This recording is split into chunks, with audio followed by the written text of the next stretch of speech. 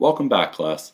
This video is going to discuss today's entrance ticket questions and answers and give some further insight into the project by discussing some lesson examples.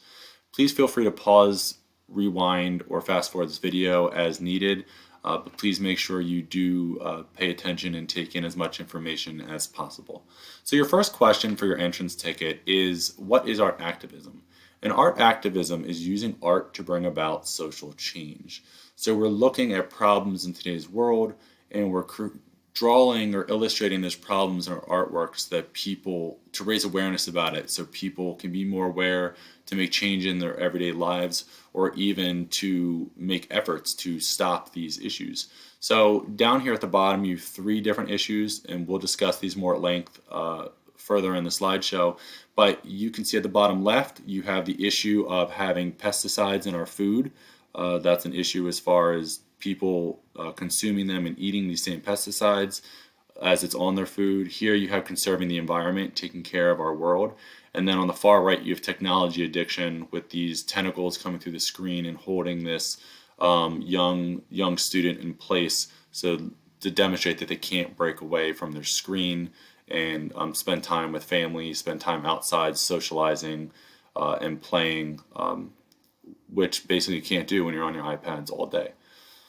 Your follow-up question is, how do artists raise awareness about a social issue or about social issues? And the answer is basically to draw the social issue, to create an artwork of the social issue, but design the space, or design the message, the images, to really grab the viewer, to pull them in, to get their immediate attention. So again, we raise awareness by basically adding these issues in our everyday art. And this image here, you can see this female figure walking past this male figure who's painted on the wall. It says, he's holding a cardboard sign that says, "For me, this is not a choice." I believe this represents homelessness and the mass issue of homelessness across our nation, that being homeless is not a choice. It's typically, sometimes it's bad life choices that lead you to lose everything, but a lot of times it's just bad, rotten luck, and it's just a shame the way that happens. But a lot of times people walk by someone who's homeless and aren't always willing to stop and help or give them what they need. But this is just to kind of raise that awareness of homelessness in our world. So those are your 2 entrance ticket questions. Sorry, I kind of jumped backwards there. So what we're going to do now is we're going to look at some examples of contemporary issues. So as you plan and brainstorm what you want to do for your project, we're going to look at some examples that you could potentially choose from. And these slides are not in any order of importance. They're just at random, but just some things that I thought about that you might be able to add in your art that is reflective of today's world. So of course, first and foremost, even though I said it's not in any particular order, we have the COVID crisis, which has been affecting us for almost an entire year now. You could create an artwork about that. And here you have the importance of this artwork, demonstrating the importance of our Medicare worker, frontline workers who are fighting every day to stop the virus in hospitals. And then here you have families taking everyday precautions of washing, wearing a mask, desanitizing things in the home. So it shows 2 different perspectives of fighting the virus, from the family unit to the medical professional field. Here we have environmentalism and pollution. You have one side of the artwork, everything is bright and sunny and nice bright green grass, and then over here everything is polluted and destroyed. It definitely has a different contrast from what it should be to what it is, or what, basically the polar opposites of it being the best and it being the absolute worst, depending on how far our pollution goes. And this is also a great technique as far as creating design for your artwork, where you can have like a split panel, a line down the middle, and you can have one side be the problem, the other side be the solution. There's just one thing to add to your artwork if you want that design element. Then you have mental health. Mental health is a problem in today's world. It's an issue with depression and anxiety. Here you have just a female figure with a band-aid on their head, just to kind of demonstrate, trying to help or heal the mental health issues inside. And then here, I like this one because on the outside of the figure, the outside of the head, you can see a bright sunny day with these birds flying. It all looks beautiful. So on the outside, you might see someone happy or positive, but on the inside, you can almost see this sense of torment or sadness, or this inner struggle going on.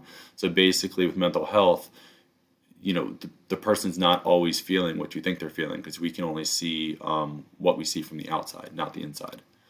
Then you have politics. You can do something political if you have a political issue you want to bring awareness to. Social media.